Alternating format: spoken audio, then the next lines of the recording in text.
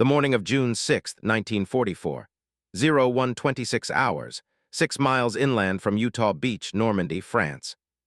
A 20-year-old medic named Robert Wright touched French soil for the first time. His parachute had dropped him into occupied territory, 600 yards north of a hamlet called Angoville-Plain. Around him, the darkness erupted with tracer fire and distant explosions. German machine guns chattered from unknown positions. American paratroopers screamed orders in the blackness, trying to regroup after a scattered drop that had thrown the entire 101st Airborne Division across miles of flooded marshland and dense hedgerows. Wright was unarmed. International law prohibited combat medics from carrying weapons. He carried only his medical bag, a Red Cross armband, and the knowledge that he had lost most of his medical equipment during the jump. In the chaos of the Normandy night, separated from his unit, Wright made a decision that would define the next 72 hours of his life.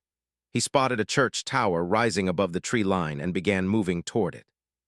4 miles away, at nearly the same moment, another 20-year-old medic named Kenneth Moore was having a very different experience with his landing. Moore had been the last man to exit his C-47 transport, nicknamed Round Trip, at an estimated altitude of 300 feet. His parachute had barely opened before he hit the ground, or more accurately, before he hit water. The Germans had flooded the fields throughout this sector, and Moore found himself waist-deep in cold marsh water, fumbling in the darkness. But Moore had a more immediate problem than wet boots.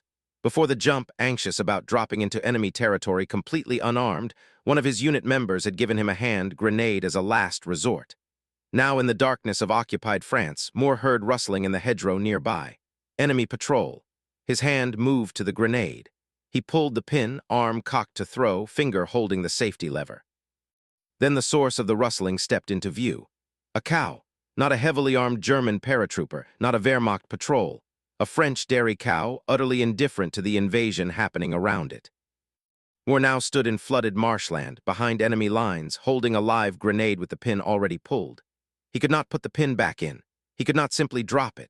Any noise would draw German fire. For several long minutes, Kenneth Moore walked through the Norman countryside, one hand gripping an active hand grenade, searching desperately for a way to dispose of it without alerting every German soldier within earshot. Finally, he found an old stone well. He dropped the grenade in and moved away quickly.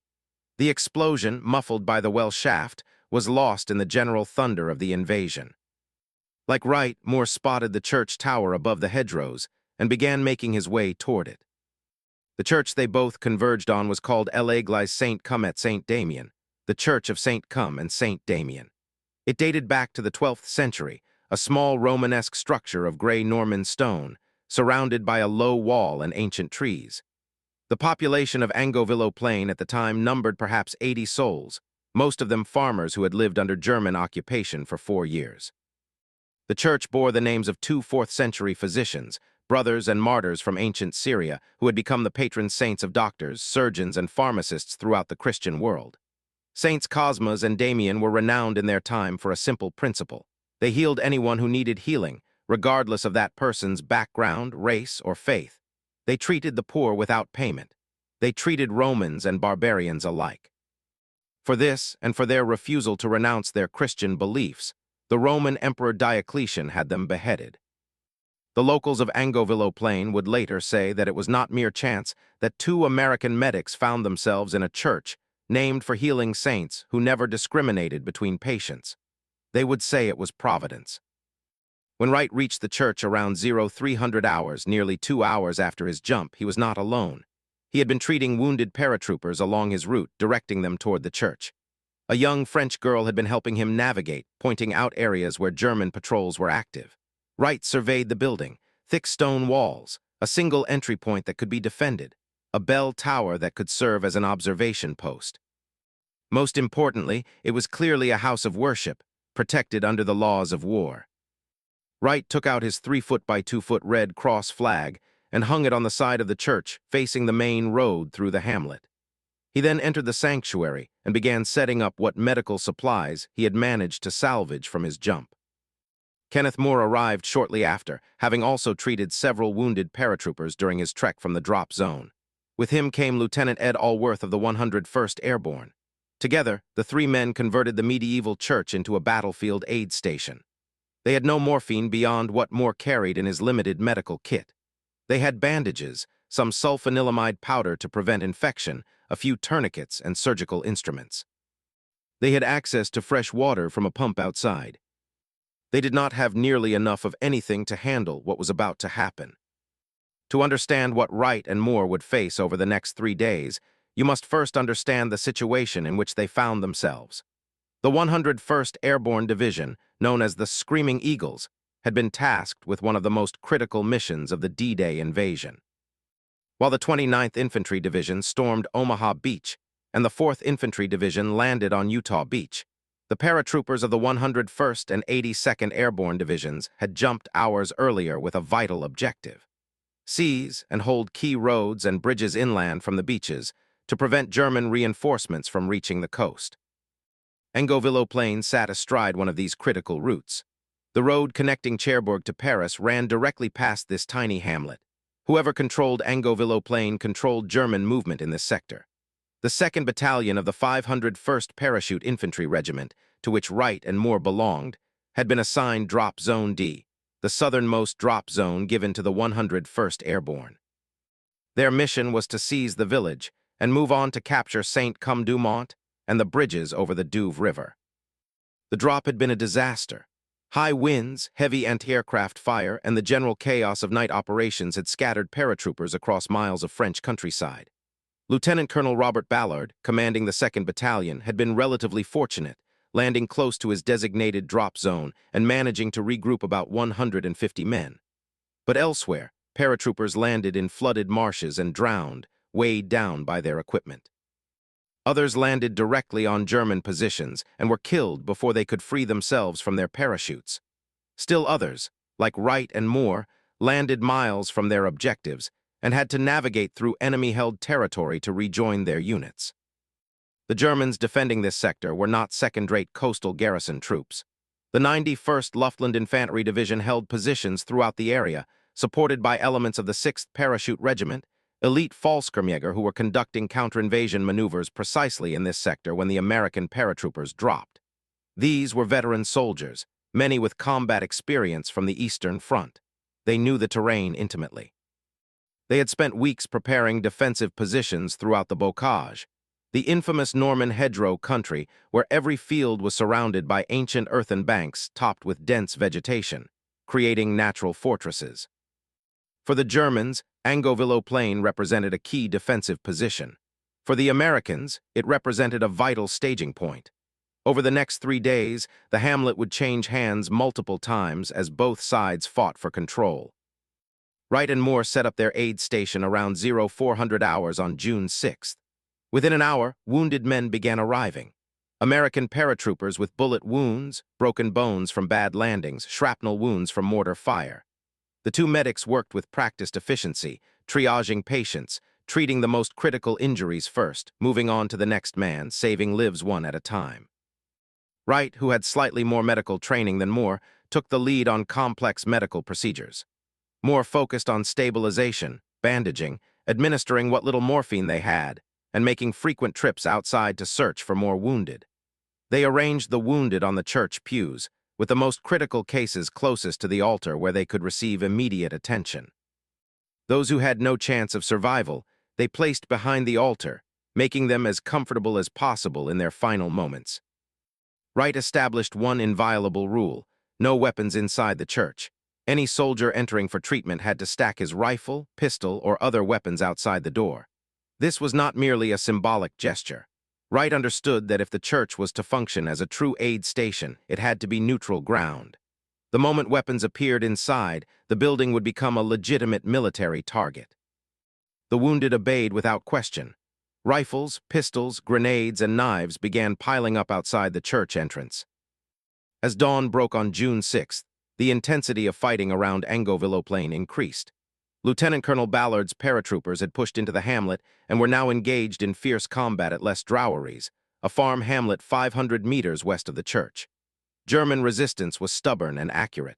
The distinctive sound of MG-42 machine guns, firing at their characteristic rate of 1,200 rounds per minute, echoed across the fields. American rifles and Thompson submachine guns answered. Mortar shells began falling with increasing frequency. The wounded came to the church in larger numbers. Wright and Moore worked without stopping. When both were needed inside the church, they treated patients side by side. When one could be spared, that medic would venture outside into the battle, searching for wounded men who could not make it to the church on their own. Moore found an old farm cart or wheelbarrow near the church. It became his primary means of transporting severely wounded soldiers. He would push it out into contested ground, load a wounded man, and push it back to the church, all while bullets snapped overhead and mortar rounds exploded in nearby fields. His only protection was the Red Cross armband he wore. Sometimes it was respected, sometimes it was not. By mid-morning of June 6th, the church held dozens of wounded. Blood soaked into the ancient wooden pews. The smell of blood, sulfanilamide powder, and fear filled the sanctuary. Wright and Moore had not slept. They had not eaten. They worked with mechanical precision, moving from patient to patient, checking vital signs, changing bandages, administering morphine to those in unbearable pain. And then the first German soldiers arrived. Around noon on June 6th, a German soldier burst through the church door, wielding an MG-42 machine gun. He had been fighting American paratroopers all morning in the surrounding fields and hedgerows. His uniform was dirty, his face hard with exhaustion and combat stress. He leveled his weapon at the occupants of the church, finger on the trigger, prepared to fire. Then he stopped. He looked around the sanctuary, taking in the scene. American paratroopers lying on pews, bleeding from their wounds, and among them German soldiers. His own comrades, also wounded, also receiving treatment from the two American medics. The German soldier slowly lowered his weapon. He looked at Wright, then at Moore. For a brief moment in that ancient church, enemy soldiers locked eyes not as combatants, but as something else. As men bound by a shared recognition of humanity in the midst of mechanized slaughter.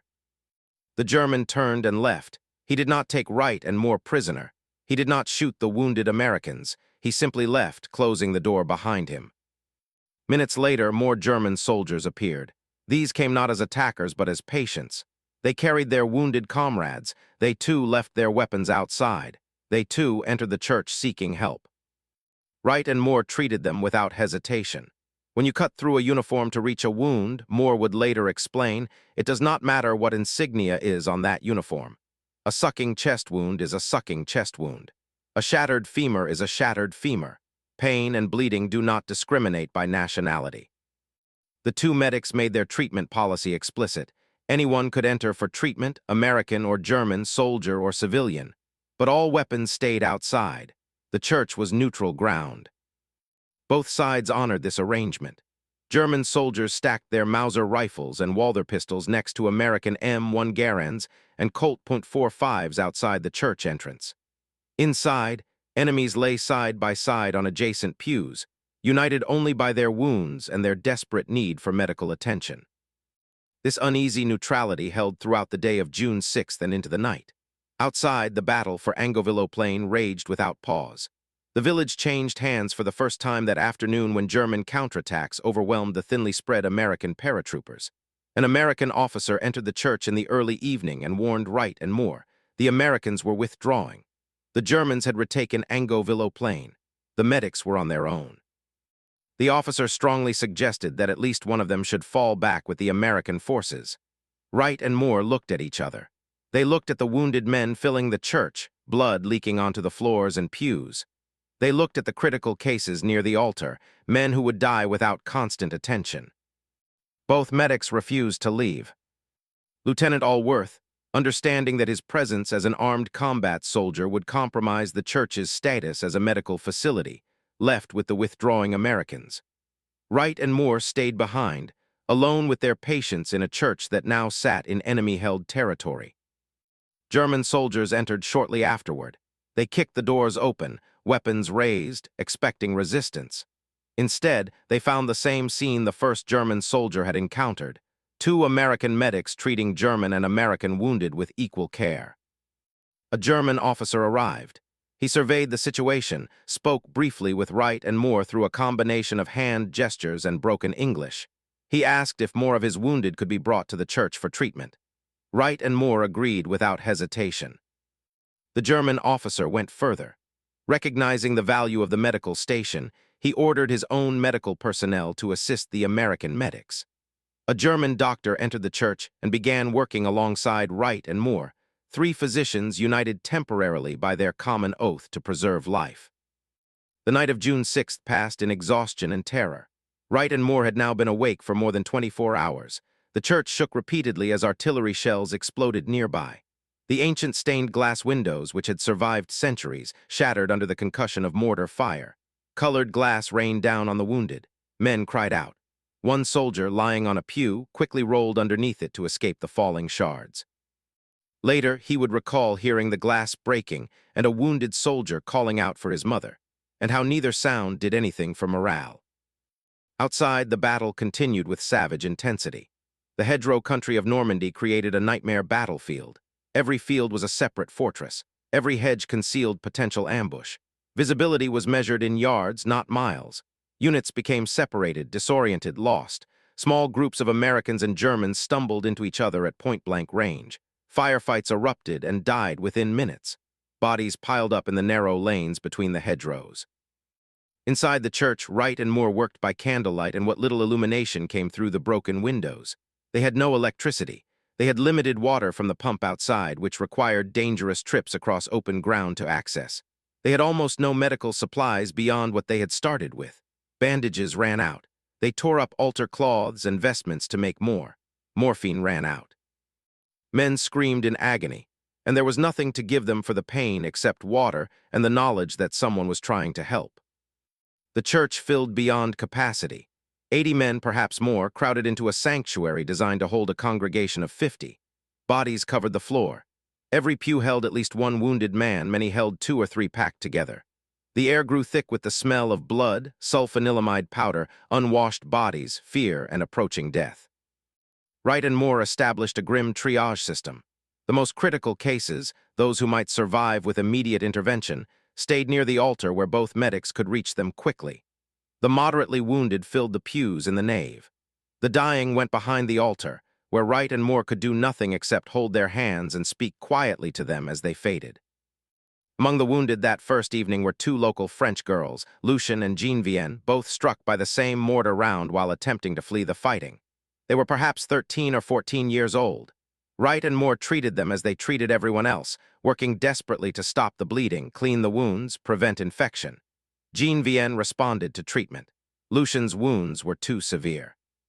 She died in the church, one of the 3 fatalities Wright and Moore would suffer among their patients over the 3-day battle. The other 2 deaths were American paratroopers. Wright and Moore never learned their names. In the chaos of scattered drops and mixed units, many of the wounded carried no identification that the medics could access.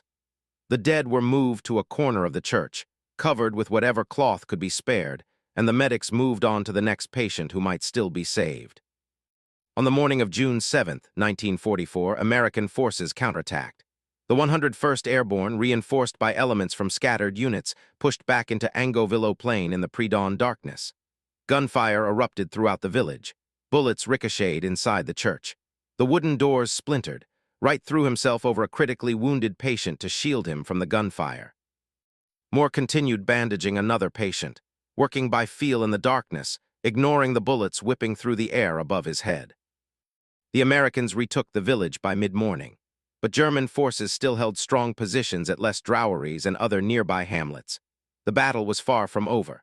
More wounded arrived. American paratroopers from multiple regiments of the 101st Airborne, including the 501st and 506th Parachute Infantry Regiments. Some had been wounded on June 6th and had hidden in hedgerows for a full day before being found and brought to the church. The German wounded kept coming as well. German soldiers who had been left behind during the American counterattack. German prisoners who had been wounded during capture. The fighting had been so close, so confused, that both sides had wounded scattered throughout the battlefield. Wright and Moore treated them all. Around midday on June 7th, the church received its most serious damage.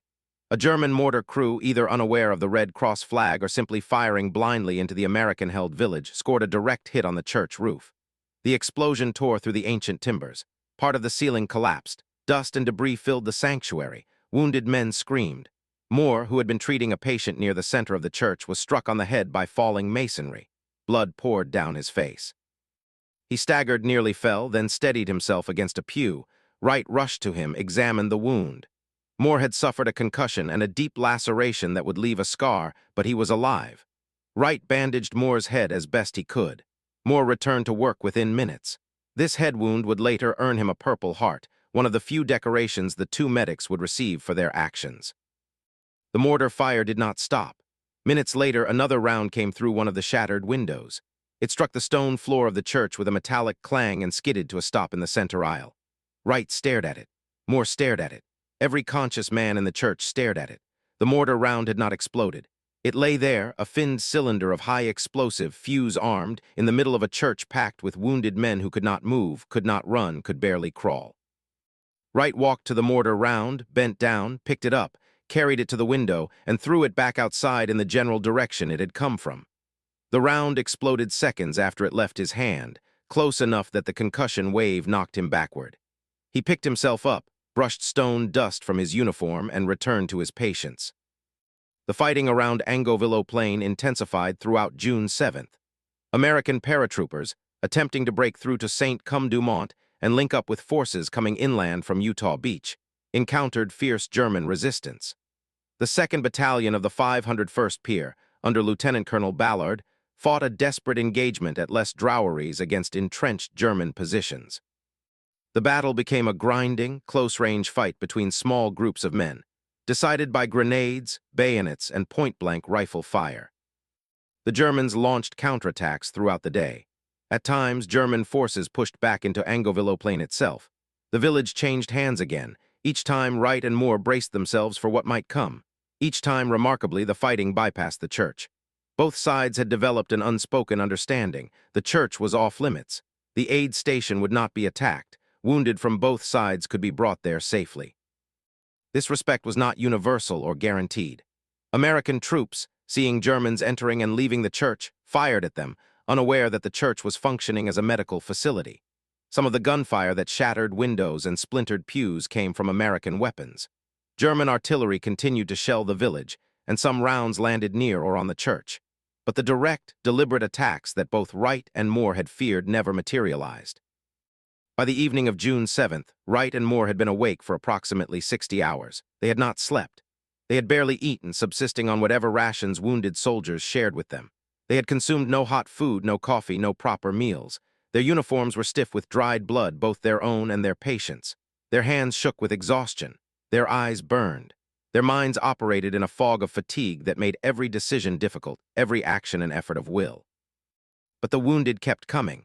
More American paratroopers, more German soldiers. The civilian casualties were few, as most of the local population had taken shelter in cellars and barns, but those who were wounded found their way to the church. An elderly farmer with shrapnel wounds. A young boy caught in crossfire. Wright and Moore treated them alongside the soldiers. The two medics developed an efficient system despite their exhaustion and limited supplies. Wright handled the most complex medical procedures, setting broken bones, suturing deep lacerations, treating sucking chest wounds, attempting to prevent shock in patients who had lost massive amounts of blood. Moore handled triage, initial stabilization, bandaging, and the dangerous work of venturing outside to retrieve wounded from the battlefield. They communicated in shorthand, a word or gesture conveying complex medical decisions. At one point during the night of June 7th, Moore made one of his forays outside the church to search for wounded. He found a severely wounded American paratrooper, Lieutenant Tireur, lying in a field several hundred yards from the church. Another soldier helped Moore lift Tireur, and they began carrying him back toward the church. But Moore, weakened by exhaustion and his own head wound, collapsed just as they reached the church door. He sprawled in the dirt, gasping for breath. "Sorry," Moore told Tireur, "I just can't get you any further." Tireur, despite his wounds, responded, "That's all right, I can walk." He stood up, stumbled into the church, and sat down on the floor. The night passed in a blur of bandages, blood, and exhaustion. Wright and Moore moved like automatons, their training and muscle memory carrying them through tasks their conscious minds barely registered. They checked pulses. They changed dressings. They held the hands of dying men. They worked. June 8, 1944, dawned clear and relatively quiet. The intensity of fighting around Angoville Plain had diminished. American forces had consolidated their positions. German forces had pulled back to stronger defensive lines. The village, for the moment, remained in American hands. Around mid-morning, Wright and Moore received word that they were being relieved. Other medical personnel would take over the aid station. The two medics could finally rest. By this time, they had been continuously awake and working for approximately 72 hours. The final count of patients treated in the church would never be precisely determined. Wright and Moore kept no records. They had no time for paperwork, no materials to write on, no ability to track who came and went. The best estimates, based on post-war interviews and examination of the church itself, suggest they treated approximately 80 combatants and civilians over the 3 days. Of these, roughly a dozen were German soldiers. 3 died. The rest survived, many of them owing their lives directly to the care provided by 2 exhausted young medics who refused to stop working, refused to leave their patients, and refused to discriminate between friend and enemy when it came to saving lives. Both Robert Wright and Kenneth Moore were awarded the Silver Star for their actions at Angoville Plain. The medal was presented in late June 1944 in a ceremony held in the Place de la République in Cairnton. The citation recognized their gallantry under fire and their dedication to duty. It did not fully capture what they had actually done, the boundaries they had crossed, the impossible situation they had navigated with nothing but medical skill and stubborn humanity. The war continued. Wright and Moore continued to serve. On September 17, 1944, Wright parachuted into Veghel in the Netherlands as part of Operation Market Garden. He established a first aid station in a convent, where among his patients were 5 Catholic nuns who had been severely injured in the fighting. On December 21, 1944, during the siege of Bastogne, Wright set up an aid station in the basement of a farm at Bizery, working under conditions even more desperate than those at Angoville Plain, treating countless wounded during the Battle of the Bulge. He continued serving until the liberation of Europe on May 8, 1945. Moore also continued through the European campaign, serving in Operation Market Garden and the Battle of the Bulge, always as a combat medic, always unarmed, always moving toward the sound of wounded men crying for help. Both men survived the war. Both men returned home. Moore to California, where he eventually owned several gas stations until back problems forced him into retirement. Wright to Ohio, where after retiring in 1982, he became active in the Methodist Church and devoted himself to building homes for charitable organizations and the poor. They rarely spoke about Angoville Plain. When they did, their words were simple, almost dismissive. "We just had a job to do," Wright would say. Moore told his grandchildren that his role in the war had been sort of as an observer, that he had not been a rifleman killing people, that he had simply been present at one of the big historical events of the century. But the people of Angoville Plain never forgot. The church still stands. The bloodstains on the pews remain visible 70 years later, preserved as a reminder of what happened there. The cracked flagstone floor where the unexploded mortar struck is still cracked. The building itself is a memorial. In the immediate aftermath of the battle for Angoville Plain, the church underwent a transformation that would have seemed impossible just days earlier. By June 8th, with the village secured and the front lines having moved south and east, Colonel Robert Sink, commander of the 506th Parachute Infantry Regiment, established his headquarters in a 17th-century manor house just down the road from the church. Brigadier General Anthony C. McAuliffe, who would later achieve fame for his one-word response of "nuts" to a German surrender demand at Bastogne, set up his divisional artillery command post in another house in the village. Angoville Plain, which had been a no-man's land contested by both sides, became a rear area staging point for American forces pushing toward Cherbourg and Paris. The church returned to its original purpose as a house of worship, though it bore the scars of its 3 days as a battlefield hospital. The shattered windows let in rain and wind. The blood-soaked pews remained. The damaged roof leaked. The building smelled of death and sulfanilamide, but the people of Angoville Plain, emerging from their cellars and hiding places, reclaimed their church. They buried their dead, including young Lucian, in the churchyard cemetery. They swept up the broken glass. They began the long process of rebuilding. For decades after the war, the church remained largely as it had been left in June 1944. The local population lacked resources to restore it fully. The stained glass windows remained broken, replaced with plain glass or wooden boards. The bloodstains on the pews darkened with age but did not fade. The cracked flagstone floor remained cracked. The building became a kind of accidental memorial, its wounds preserved not through conscious decision, but through simple lack of means to repair them. Wright and Moore, meanwhile, returned to civilian life and tried to resume normal existence. Wright married Margaret Ritzel on September 30th, 1945, less than a month after returning to the United States. They had 2 children, Sherry and Robert Jr. Moore married his high school sweetheart and eventually raised a family in California. Both men worked ordinary jobs, lived ordinary lives, attended church, coached Little League, mowed their lawns, paid their taxes, and tried not to think too much about the war. But Angloville-Plain did not forget them. The village, like so many in Normandy, had been liberated at tremendous cost. The people who lived there understood what the Allied soldiers had sacrificed. They also understood what Wright and Moore had done, how 2 young Americans had risked everything to save lives without regard for nationality or uniform. In a war that had been defined by hatred, occupation, collaboration, resistance, and the systematic murder of civilians, the story of the 2 medics represented something different. It represented the possibility that even in mechanized slaughter, humanity could survive. The villagers maintained the graves of American soldiers who had died at Angloville-Plain. They taught their children about the invasion, about the paratroopers who had dropped from the sky, about the battle that had raged through their streets, and most especially about the 2 medics in the church. The story passed from generation to generation, becoming part of the village's identity. In the early 2000s, nearly 60 years after D-Day, the people of Angloville-Plain undertook a project to restore the church and properly memorialize Wright and Moore. The effort was funded by donations from veterans' organizations, French citizens, and American visitors who came to Normandy to walk the battlefields their fathers and grandfathers had fought on.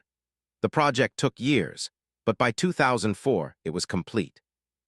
2 magnificent stained glass windows were installed in the church, replacing the original medieval glass that had been destroyed in June 1944. These were not traditional religious windows depicting saints or biblical scenes. Instead, they told a very specific story. One window showed American paratroopers descending from the sky, the eagle emblem of the 101st Airborne Division prominent, Lady Liberty at the bottom, commemorating all the airborne troops who had liberated Angloville-Plain. The other window depicted the medical mission of Wright and Moore, honoring specifically the 2 medics of the 2nd Battalion, 501st Parachute Infantry Regiment, who had saved 80 lives in that church. These windows were unlike anything found in other Norman churches. They were unmistakably modern, unmistakably American, and unmistakably military in their imagery. They stood as permanent testimony that what had happened in this church transcended ordinary wartime medical care. It had been something else, something that deserved to be remembered in stained glass and stone. Outside the church, in the small square that had been renamed Place Toccoa in honor of the Georgetown where the 101st Airborne had trained, the village erected a memorial. Most war memorials in French villages are carved with long lists of the dead, the fallen of multiple wars, the sons and fathers who never came home. The memorial at Angloville-Plain was different. It celebrated lives saved, not lives lost. The inscription read in both French and English, "In honor and in recognition of Robert E. Wright, Kenneth J. Moore, Medics 2nd BN 501, Pier 101st Airborne Division, for humane and life-saving care rendered to 80 combatants and a child in this church in June 1944. The memorial bore the insignia of the 501st Parachute Infantry Regiment and the 101st Airborne Division. American and French flags stood behind it. It was not a monument to victory or sacrifice in the traditional sense. It was a monument to medical ethics under fire, to the principle that a wounded man is first and foremost a patient, not an enemy. Wright and Moore returned to Angloville-Plain multiple times after the war. Wright attended the dedication of the memorial in 2002, at age 78, healthy enough to travel and clear-minded enough to recount the events of June 1944 in detail. He stayed not in a luxury hotel, but in an army camp established by Belgian reenactor and historian Hubert Chten, preferring the company of military history enthusiasts to comfortable civilian accommodations. Visitors to the camp that year recall Wright as physically fit, mentally sharp, and possessed of vivid memories of those 3 days 60 years earlier. At one commemoration, a lone German veteran named Joseph Horn, who had served with a coastal defense unit in Normandy, posed with Wright for a photograph, both men holding a flag together. The image captured something essential about what Angovilo Plain represented. Former enemies, now elderly men, united by their shared experience of a war that had tried to make them hate each other, but had ultimately revealed their common humanity. Wright maintained close relationships with people from the village throughout his later life. He spoke at schools, met with French veterans' organizations, and returned for anniversary commemorations whenever his health permitted. Moore also returned several times, though less frequently than Wright. "I think the reason it's gotten attention now is that we weren't involved in killing, we weren't trigger pullers," Moore told interviewers late in his life. "I tell my grandchildren that my role in the war was sort of as an observer. I wasn't a rifleman killing people, and I was there in one of the big historical events of our century." This characterization of himself as an observer reveals something about how Moore processed what he had done. He had not pulled a trigger, had not killed anyone, and therefore saw himself as somehow peripheral to the violence, watching rather than participating. But this perspective obscures the reality. Moore and Wright were not observers.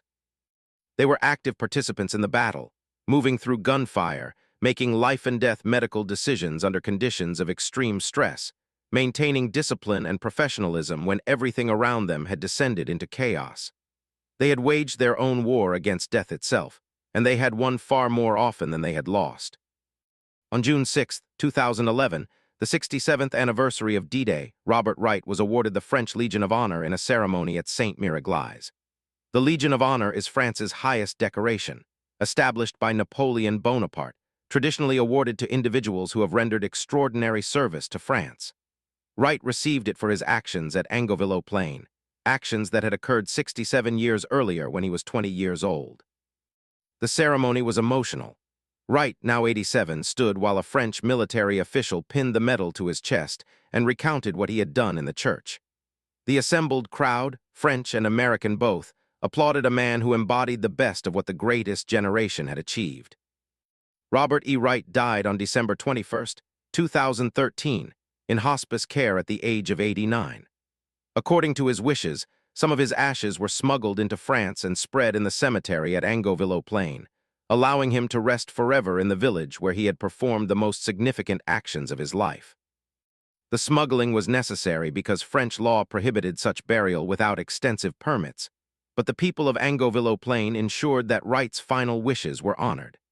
Today, visitors to the cemetery can pay their respects at the site where Wright's ashes rest, among the fallen soldiers and the young girl Lucian whom he tried to save. Kenneth Jack Moore died exactly 1 year and 14 days after Wright on December 7, 2014, in a hospital in Sonoma, California. He was 90 years old, dying of congestive heart failure on December 7, the 73rd anniversary of Pearl Harbor, the attack that had driven him to enlist in the first place.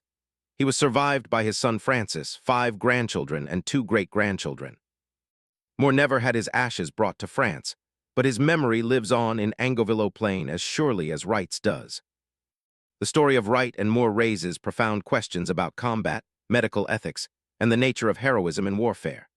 The traditional narrative of World War II emphasizes combat heroism: soldiers storming beaches, paratroopers taking bridges, fighter pilots shooting down enemy aircraft, tank crews destroying enemy armor. These acts of violence in service of Allied victory are celebrated, memorialized, awarded medals, and taught to subsequent generations as examples of courage. But what Wright and Moore did was different. They committed no acts of violence. They destroyed nothing. They killed no one. Instead, they saved lives, including the lives of men who hours earlier had been trying to kill their comrades. This creates a moral complexity that traditional war narratives struggle to accommodate. Were Wright and Moore helping the enemy by treating German wounded? Were they betraying their fellow Americans by expending scarce medical resources on German soldiers? Or were they fulfilling a higher duty, one that transcended national loyalty and recognized the universal humanity of all wounded men regardless of uniform? International law, specifically the Geneva Conventions, provided a framework for answering these questions.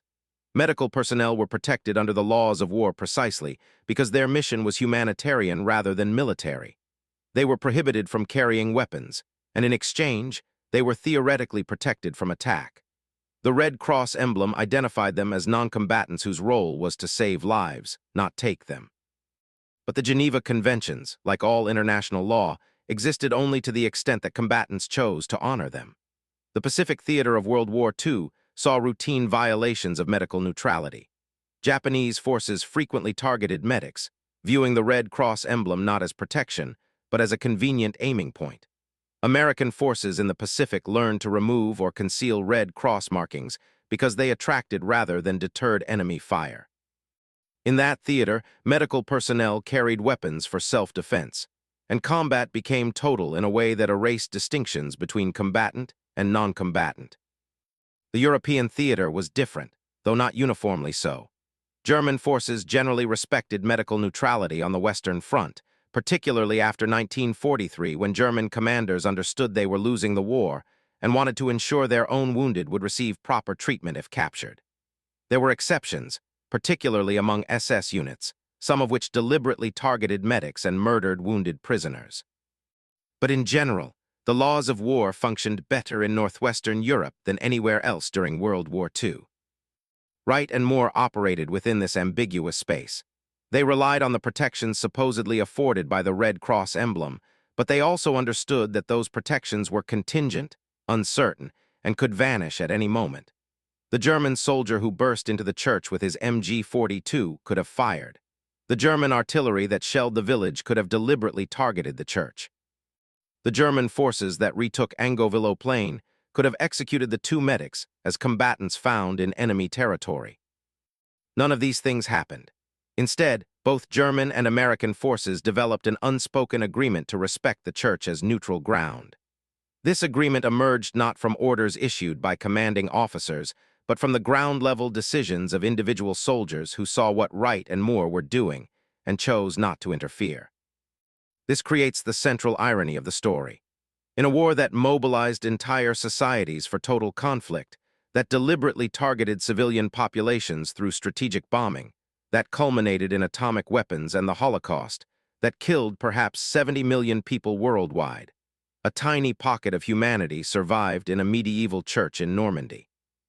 It survived not because of international law or high-level policy, but because individual German and American soldiers, men trained to kill each other, chose to honor the work of two unarmed medics who refused to see enemies, only patients. The fact that this story surprises us, that it seems remarkable or unusual, reveals how thoroughly we have internalized the logic of total war. We expect soldiers to hate their enemies, to dehumanize them, to celebrate their deaths.